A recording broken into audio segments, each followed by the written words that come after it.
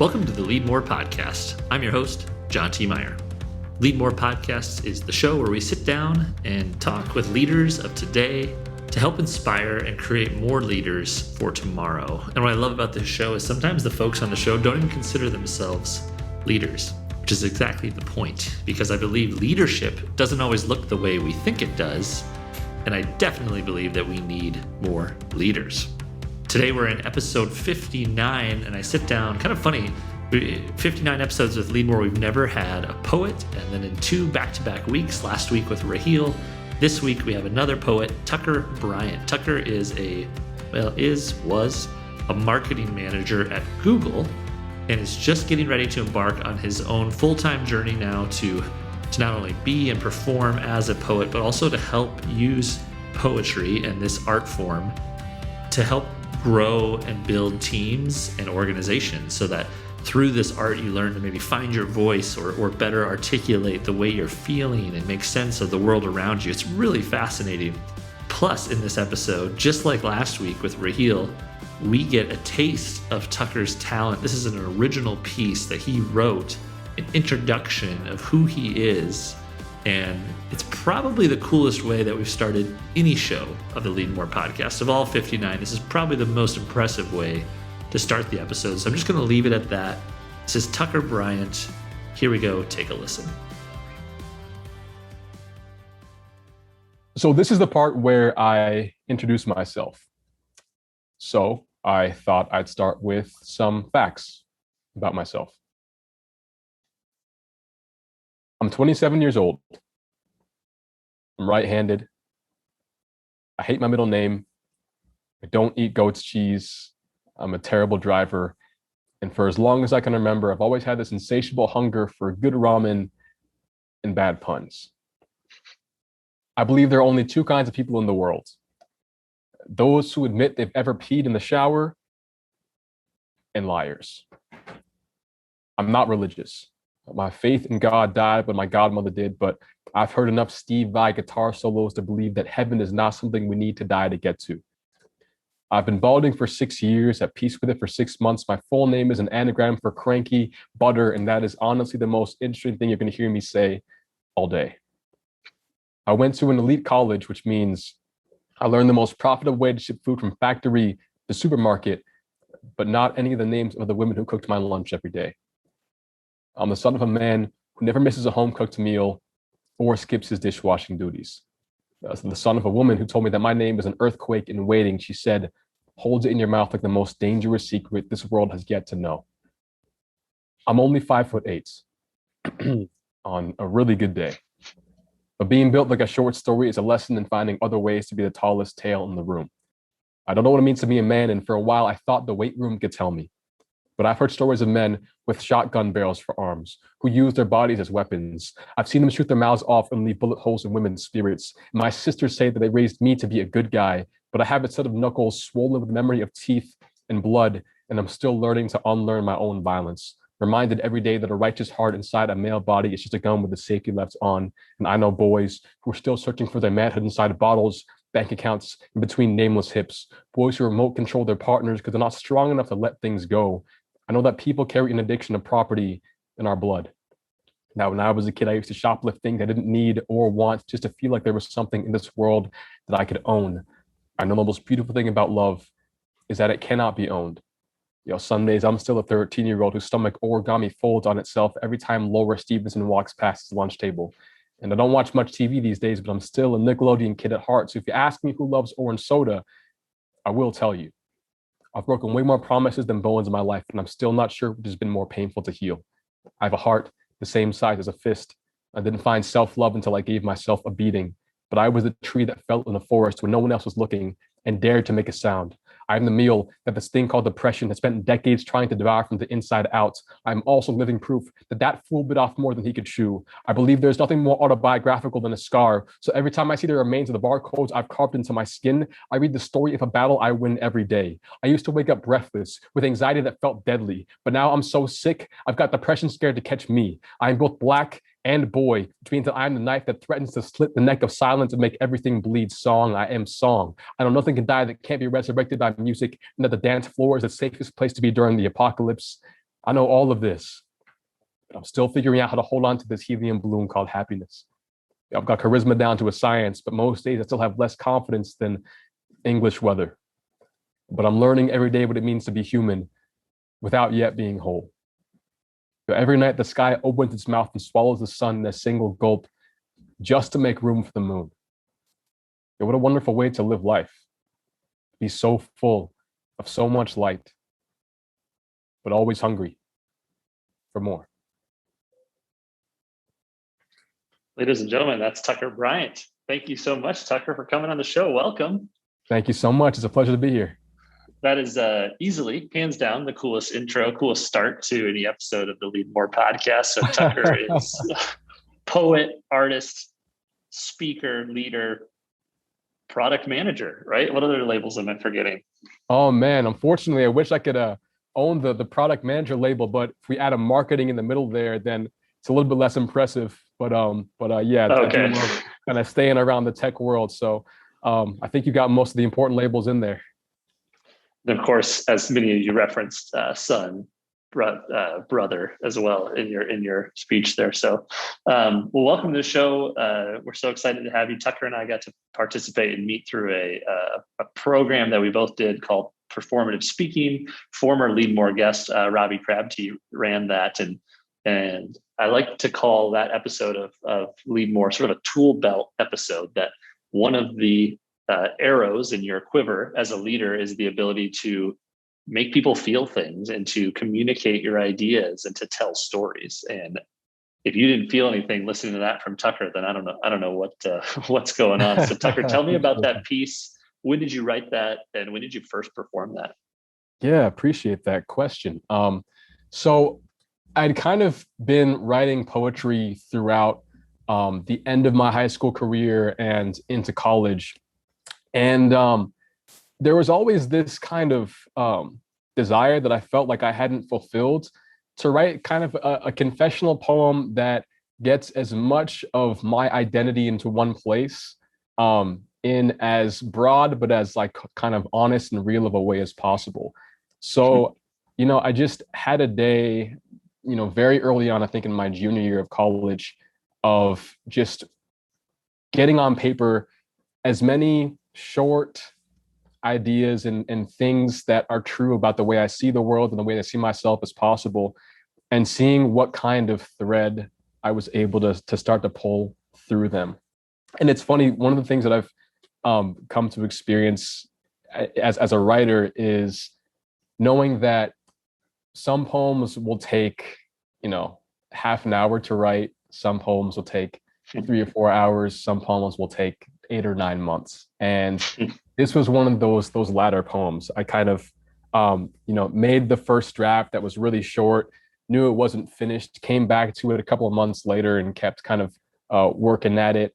And then, a few months go by and, I'm finally at a place where I'm like, okay, I think this kind of has the kind of message as illustrated through different elements of my personality that I want to pull out of it. And what I was hoping people would get from it is just that it's okay to celebrate, yourself wholly as an unwhole person or as a person with flaws. And, that if you had a facts about yourself poem, I'm sure there'd be things that you would both be happy to put in there, as well as things that would, be more painful to put in there, but that they're all part of that same picture that's worth celebrating. So I performed it for the first time, I want to say halfway through my junior year. And then kind of out of complete happenstance, there was a TEDx that was being hosted at Stanford at my alma mater.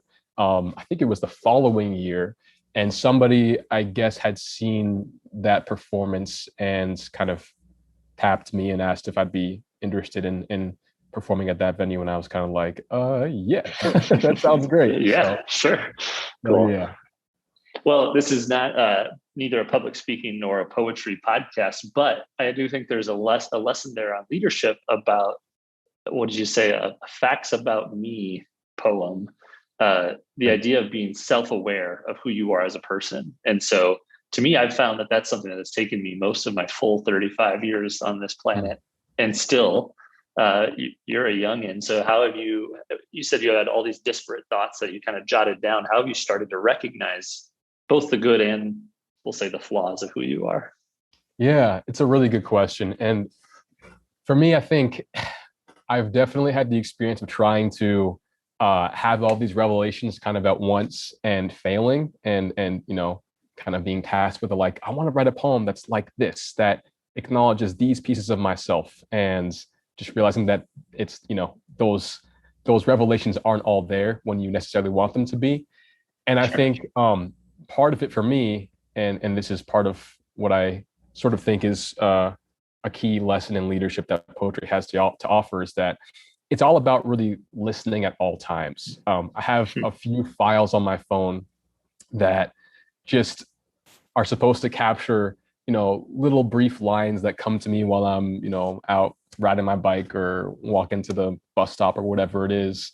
And they're either observations about things I'm thinking about, things I see, things about myself, etc. And a lot of those lines that ended up in that poem were ideas that had come in this kind of just we're not in writing mode, quote unquote, or so to speak. But those thoughts and those images are consistently flowing in, and we have consistent opportunities to kind of draw them out of the air. So yeah, I might have gone a little bit off course from where the original question was, but for me, I think a big part of being able to acknowledge these different, elements of yourself that kind of get at different levels of depth, so to speak, of your personhood, means just being willing to recognize that every experience that you have is an opportunity to learn things like this about yourself and about your world. And if you just stay switched on at all times, eventually something will come to you. I like that. Stay switched on. That's good. Yeah.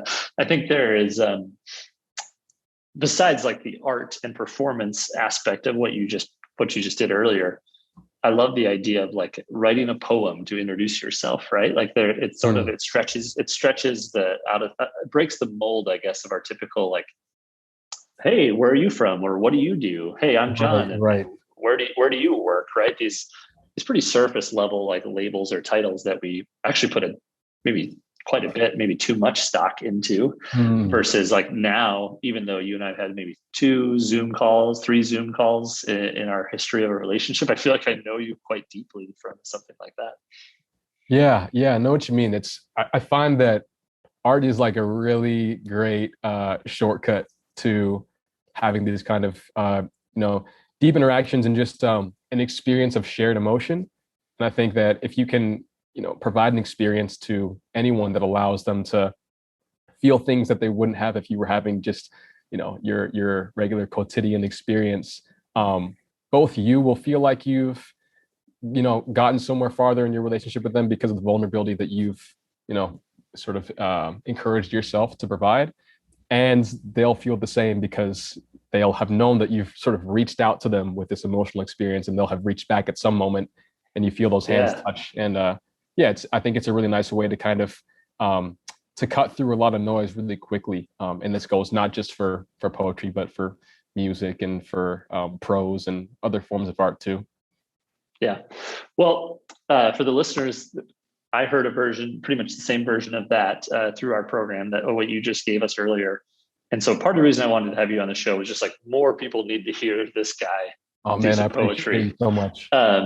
Whether I wanted to give you that platform, but secondly, we've learned that a big part of the Leadmore listeners are those growing and aspiring leaders who are on the journey, maybe not there yet. A core tenet of the show is that leadership doesn't always look the same way that we maybe have been taught or think it is. You don't have to be, a white male CEO named John, which is, I am all those things. And so to give, you maybe don't have,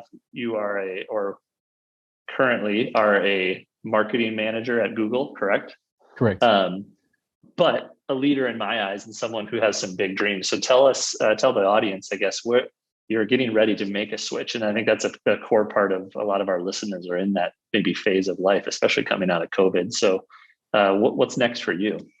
Yeah. So I'm actually right about to, perhaps by the time listeners are hearing this, we'll have already made this announcement, but I'm about to leave Google to make essentially writing and performing my full-time job.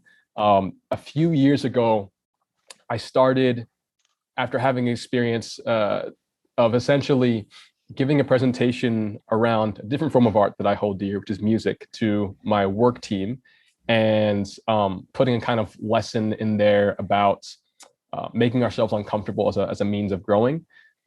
Performed that, and then a few days later had a bunch of folks reach out that were saying like, oh, yo, after I heard that, I basically, I reconnected with this instrument I haven't picked up in a long time. Or like, yo, I had this conversation, and I had this moment of realizing like, oh wait, like presenting words in a way that people can relate with is one means of precipitating change. And it's the means that I've felt most comfortable with for most of my life, but it kind of never made a central part of what I do. And sort of in the course of the last couple of years have been exploring more and more ways to sort of make use of that insight. And essentially now I'm about to leave Google to start or make a full-time pursuit out of what I've been doing on the side for a while now, which is delivering these presentations/performances that use poetry as a metaphor and as a tool to invite creative exploration, introspection, and hopefully try to inspire folks to take on new sorts of action or behavior that they might not have felt confident in doing prior. So yeah, trying to plant a bunch of seeds with the same sort of tool that you described we've been able to enjoy in our few interactions together. So tell me, I know you're from London originally, and you said you maybe didn't even think about like being a poet or describing that as a hobby of yours until even flying on that plane to California, to where you almost forced yourself to go someplace foreign where you knew nobody. At what point did you think you could do this as a professional pursuit? Is this a recent decision, or is this something you always knew in your heart that you would get to?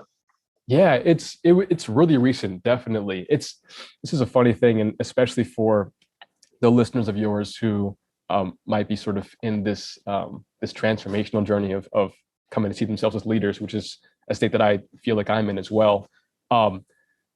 I loved being in sort of artistic spaces in college, but towards the end of that career, I really felt like this low sense of self-esteem as it relates to not having proven myself, quote unquote, in the corporate world. All my friends were going to work at JP Morgan's and Facebook and this, that, and the other. And I was like, I want to feel like I can do that too. So I kind of stopped writing for a good long while after a couple of related experiences to that thought. Stopped writing for a couple of years, and went through, went to WikiHow, worked there for a while, started working at Google, been here for 3.5 years, and then realized kind of after giving that presentation to my team, how much I missed having the connection to just being on stage and using oration and art as a means to move and inspire action.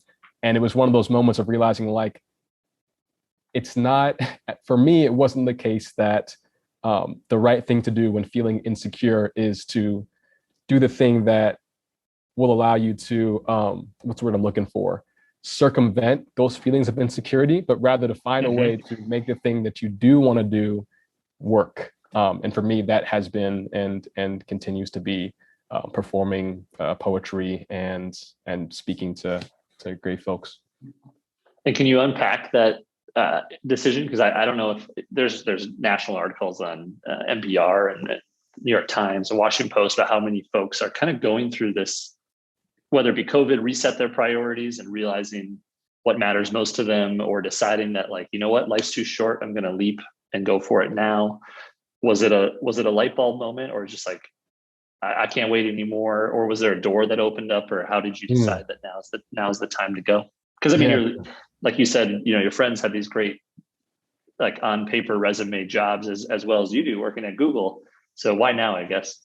Yeah, it's a really good question. And for me, I think COVID definitely gave me an opportunity to start being more aware of what the time scale that I was optimizing for was. And I realized that when I looked at the path that I was going down in Google of, getting the next promotion and looking for a larger scope and things of that nature, which are all like great things and the great things for the people who feel most aligned to that path. I realized that those were things that I would be very happy being able to say that I did in a year or a year and a half.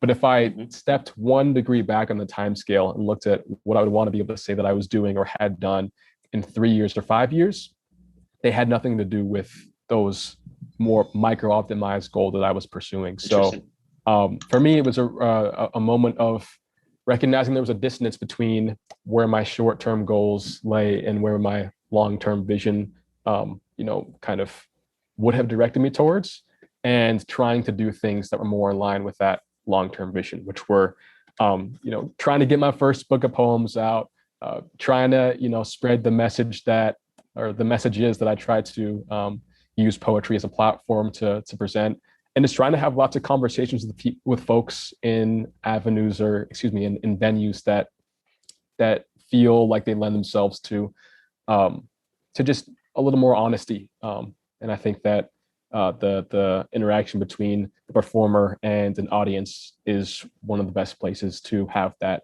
authentic connection. So yeah. I want to ask you this because we've gone, 55 plus episodes of Leadmore Podcast, having no poets. And then here in the month of June, just haphazardly, we're going to have 2 poets in the same month. Oh, that's awesome. A young woman, incredible young woman here in South Dakota who won, there's a poetry out loud competition. Oh, cool. And she was the state representative and then the regional, and then she went to, I think, DC. Well, it was on Zoom, but she won the national competition, young woman here in Sioux Falls. And so I asked her this question. I'm curious what you would think. Thinking back to January with Amanda Gorman at President Biden's inauguration. Is poetry making a comeback, or was it just always here and now we're just talking? I mean, obviously it was always here, but like, is it having sort of this new newfound affection from the masses? What do you think? Yeah, it's a really good question. And I think both of those answers are kind of correct in my mind. Like, it has been here and will continue to be here as much as it has been. But also I think it is getting this revitalized sense of attention that's really exciting. And when I was in college, that was coming in the form of slam poetry mostly. Button Poetry, this YouTube channel that would go around to lots of different... She referenced this too, yeah. Yeah. They go around to different competitions in film and kind of gave a platform to lots of poets who were at various stages of their artistic career and put that in front of a lot more people. And I think having these kinds of, I don't know if you'd say institutions, but organizations that were making forms of art like slam poetry more present to the general population, I think helped folks recognize that there are ways of kind of democratizing poetry where it doesn't have to be this this form of art that feels really difficult to kind of what's the word I'm looking for, to investigate or to understand. And I think the forms of poetry that really lean heavily into performance tend to also have this this different form of connecting with their audiences that when people hear, they're able to recognize that, okay, there might not be as difficult of a path towards getting to connect with this art form as I thought there was when I didn't realize that something like this existed. So I think both of those answers are definitely true. Well, you hit on something that I think poetry, we're always taught that words matter and words have a lot of power, but yet how many words do we all say in a day? And most of them we kind of just throw away. And I think poetry really accentuates the power of these words and really, makes us recognize sort of the power that you can yield both positively and negatively with words. Yeah, I 100% agree with you. And I think there's a lot to be said about just being able to give language to experiences that feel like they defy language. I think it's one of the interesting and paradoxical challenges that poets try to provide a scaffolding for us. Like, we know there are all these ineffable experiences that are impossible to nail perfectly on the page, but are still so true to our experience. And I think giving folks kind of a path towards exploring and reflecting on those emotions that they exist within their own experience is it's just something that I think lends itself to people, again, stepping back a little bit and trying to listen a little bit more to what the experiences are that they have day in and day out. And that's always been a really interesting exploration for me. I love that. That's really articulate. So I want to move toward some of the work that you're going to be doing now in your new, I mean, you have been, but now will be doing full time. Because I loved your point about music or art pushing you to sort of an uncomfortable zone. I'm a big believer that like we grow the most when we get uncomfortable. At Lemonly, one of our core values is adventure. Take risks, ask for forgiveness instead of permission. When Lemonheads hit their 5-year anniversary, we will pay for them to go on a trip, them and their spouse or partner. Oh, that's awesome. But they have to go outside of North America. So they have to go somewhere, where maybe English is a second language, or they have to fly on a plane, or, coming from South Dakota, some of these people, it's the first flight or first time they've left the country. Awesome. And so that's one vehicle, but talk about how your method of art, how poetry is a way of getting people uncomfortable. Like I'm already thinking about like, how would you do this inside a company or an organization, right? When you're like, okay, we're all going to grow and get a little awkward here and do some poetry. Yeah, I love that. For me, I like to use poetry in combination with personal narrative to hit at takeaways that I think hopefully resonate and get folks to just look at how those takeaways might be relevant to things that are going on in their own lives. One example is, in the pandemic, I wasn't able to go home and visit my family because they're in England still. And I realized that there were these conversations that I wanted to be having with some of them that I wasn't going to be able to have now that we'd be away from each other for, a year and a half, maybe even longer. And I wrote a poem that was essentially having that conversation that I would have had I had the courage to before I knew we would be sort of separated indefinitely. And the learning there for me was that the poems that we don't write still do get written, but they get written instead by our avoidance. And I hope to be able to use stories like these in combination with art that kind of hits at the raw emotion of that experience as a means of asking folks like, what are the poems that you're not writing, and what stories could be awaiting you on the other side of those conversations or those decisions or those new paths of growth that you could be taking. So yeah, it's always a means of taking a story that is true in my experience or in my life, but trying to relate it to things that I think are more universal to what people who are doing their best, but also could be doing more a lot of the time, go through. That's interesting. Yeah, the poems that you aren't writing are still being written. I like that a lot. Do you then what does that look like in practice if you're as a leader and say you're working with an organization and we say, hey, Tucker, we want to hire you to come in and kind of apply this methodology to our team, or how does that work in practice?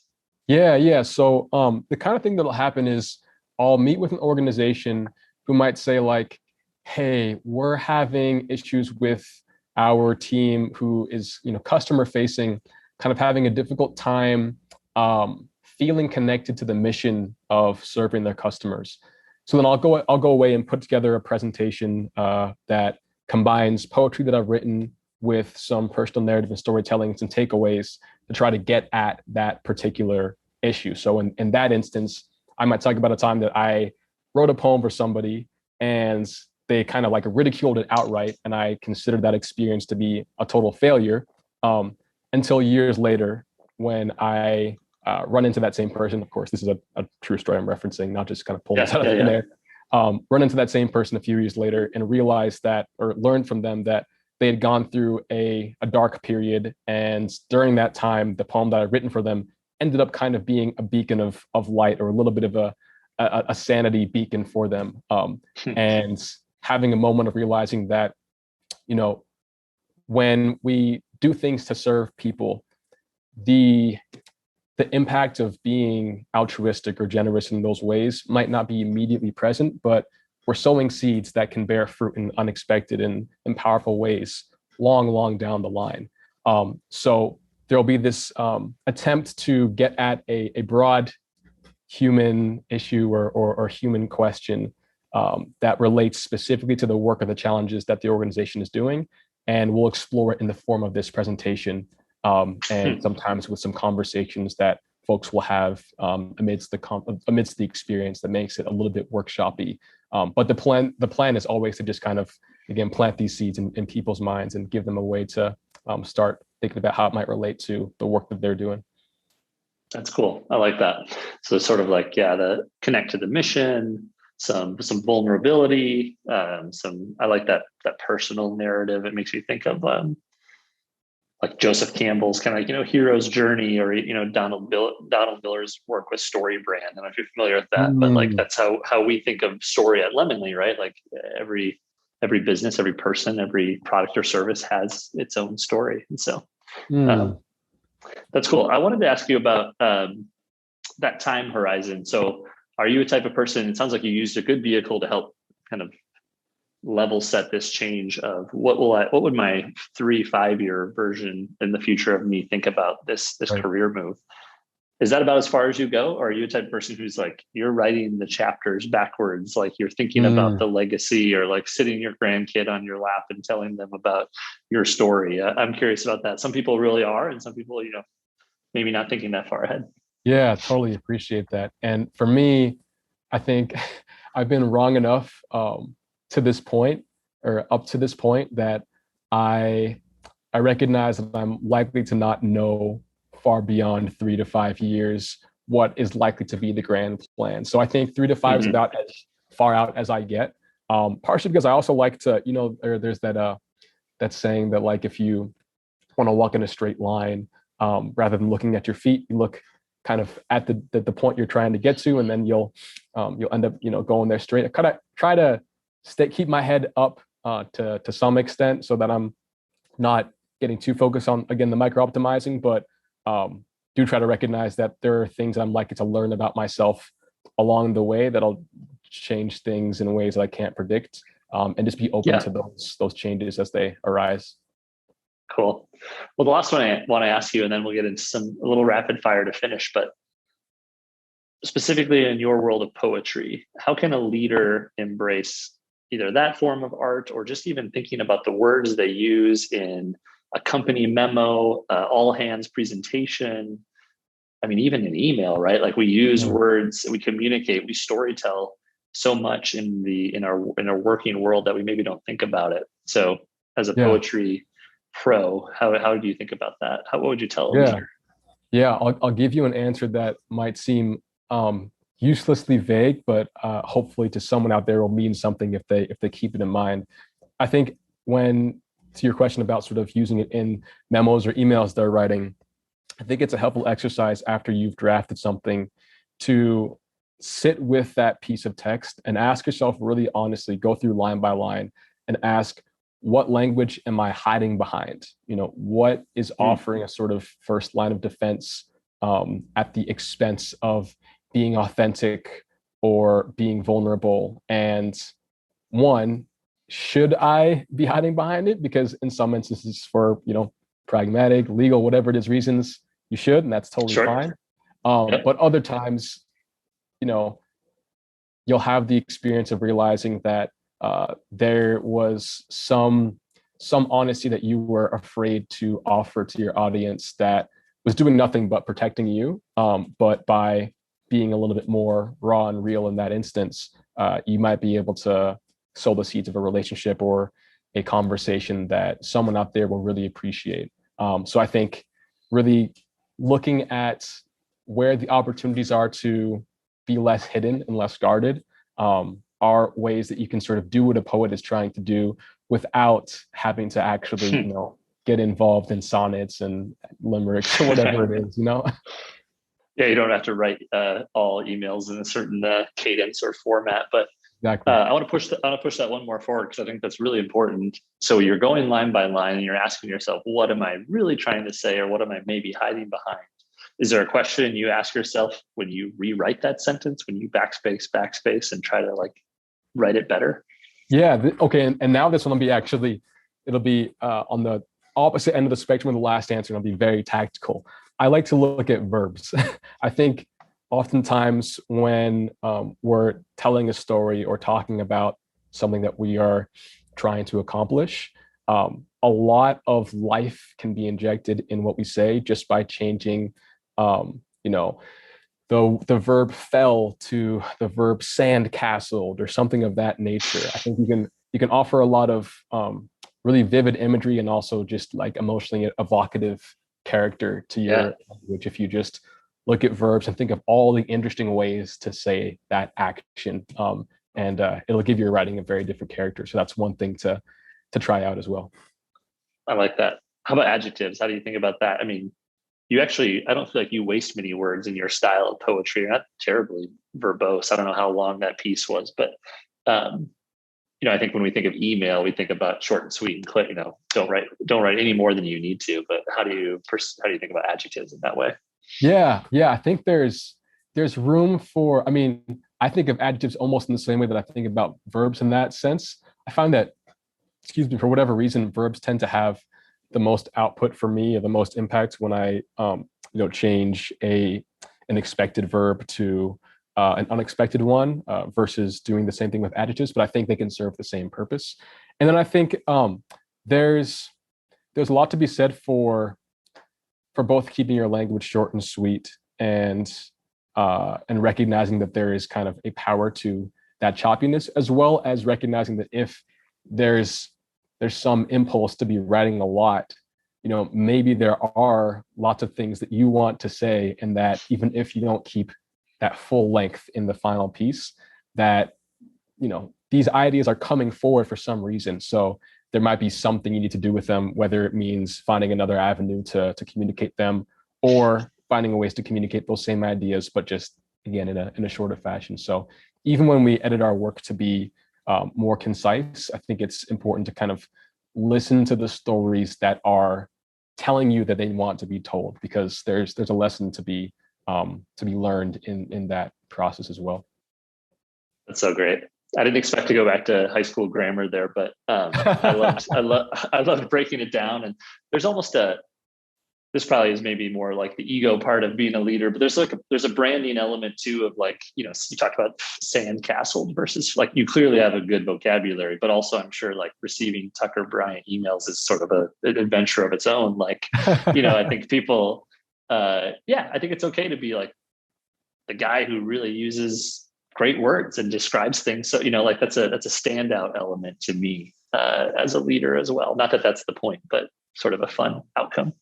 I totally feel it. And I think, it doesn't even have to be something that you employ in every email or every opportunity to speak or write, nor in every line, but even just having that one moment, because, people will remember one moment of one email that tended to stand out to them.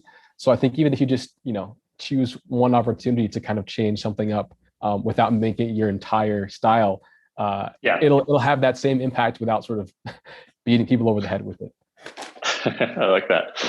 Cool. Well, that was really helpful and a good tactic that everybody can take from this episode. Let's learn a little bit about you. Is there a book that you like to recommend most often, or something that you gift to people when it comes to like, what do you read?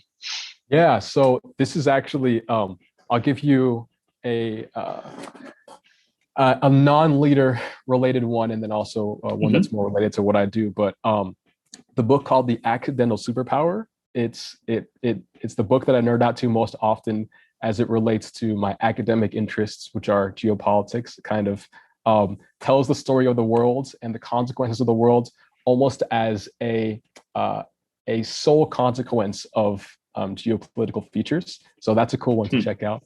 But then the book that I really enjoy from a poetic standpoint is called The Crown Ain't Worth Much. And it's by an author named Hanif Abdurraqib. And he writes about his experience growing up in Ohio and falling in love with music. And it just has a very lyrical style that I think everyone that happens to read it that I've referenced or that I've recommended the book to has a different thing to come away with, but it's a really nice introduction to how writing can be poetic without necessarily feeling like poetry, which is, I think, kind of the line that I seek to blur in any avenue that I'm able to. That's cool. I like that. Okay. So let's go there. Different kind of reference to the word superpower, but the question we ask when we hire at Lemon, what's your superpower? What's the one thing you do better than anyone else? Yeah, I won't say that it's better than anyone else, but I think something I do pretty well is I try to listen to people and be aware of how the different needs of the people that are in a room that I'm in might be manifesting in ways that aren't immediately obvious to the room. So I want to feel like everyone's included when we're working on a project together, and I think that that's something that I try to strive to make sure always happens. Yeah, I can tell you're a very active listener from our conversations, which I appreciate that. It's noticeable. So, okay. So you mentioned being far away from your family. We all have been, routines disrupted over the last year and a half or so. This is actually kind of a nice episode. We didn't have to talk about COVID for once. But how do you de-stress? How do you unplug as a leader when, so especially working in a tech company and probably attached to email often? Yeah. So a lot of it for me, it comes down to doing the things that kind of bring joy to my inner child. I like revisiting experiences that make me heavily nostalgic, which tend to come in the form of listening to music that I might have first encountered as a kid, or in video games I used to play when I was a child, or watching movies from when I was a kid, or even just playing the guitar, which is something that I first picked up when I was a kid. I think that when I am in touch with that version of me that existed 20 years ago and didn't have as much of a censor to his idea as the current person does, I find myself just on these paths of just meaningless thought and exploration that end up being very joyful in unexpected ways. You get to transport a little bit, time travel. Absolutely. Cool. Well, the last one we always ask here on Leadmore is, who are the leaders that have inspired you, whether you know them or ones you've studied? Yeah. So the first person that comes to mind here is actually my dad. He is a person who used to be a banker. He moved us to England because he was supposed to be opening up a branch out there, and it was only supposed to be in England for a couple of years. But while he was out there, realized that he didn't want to go any deeper into the corporate life, ended up quitting that job and turning his passion into his career, which was teaching Tai Chi at the time. So he does that alongside a couple of other things now. And I've always thought that his willingness to listen to himself as it relates to recognizing what he needs is a quality that is super worth emulating. But then also getting back to this theme of listening, he really listens well to the people that he's trying to serve, whether it's people in his family or people in the company that he now also runs alongside one of his partners. So I've always really just admired his ability to recognize the value of all the information that the people around him are able to bring. And it's something that I hope to be able to benefit from in a similar capacity. That's a great answer. I love it. Well, Tucker, this was a blast. Thanks, one, for performing, and two, of course, for coming on and sharing your thoughts and your wisdom with the audience. It was my absolute joy. I really, really appreciate it. We'll have to check in the future. I'm excited to watch your journey now as you dive into that passion, and we'll circle back to see how it's going. So how can somebody, if they want to follow your journey, where's the best place to keep in touch? Yeah, absolutely. My website is tuckerbryant.me. It has some of my contact details there, but you can also follow me on Twitter. That's Tux Bryant, TUCKSBRYANT. And, I'm sure if we get in touch, we can keep in touch over email as well. Cool. All right. Well, thanks, man. Take care. Have a great one. All right. That was our discussion with Tucker Bryant. Tucker, thank you so much for coming onto the show. You are so incredibly thoughtful, so talented, and I really just enjoyed that conversation. I want to start trying to write some poetry, so we're going to give it a shot. Remember, fans, if you are a listener of the Leadmore Podcast, I would love it if you could do two things. One, click subscribe if you listen on Apple. Click follow if you listen on Spotify. That lets those platforms know like people like the show and other people should listen to this show too. So I would love that so much. Also, if you know of leaders who should be on this show, future guest, let me know. Maybe you are one or you know of one, someone I'm not aware of. Send me a tweet at John T. Meyer. Say, hey, this person should be on the show. And I would love to hear that. We're always looking for future guests, and we have more coming next Thursday. So make sure you subscribe to the pod, and we'll see you next time. Take care and be well.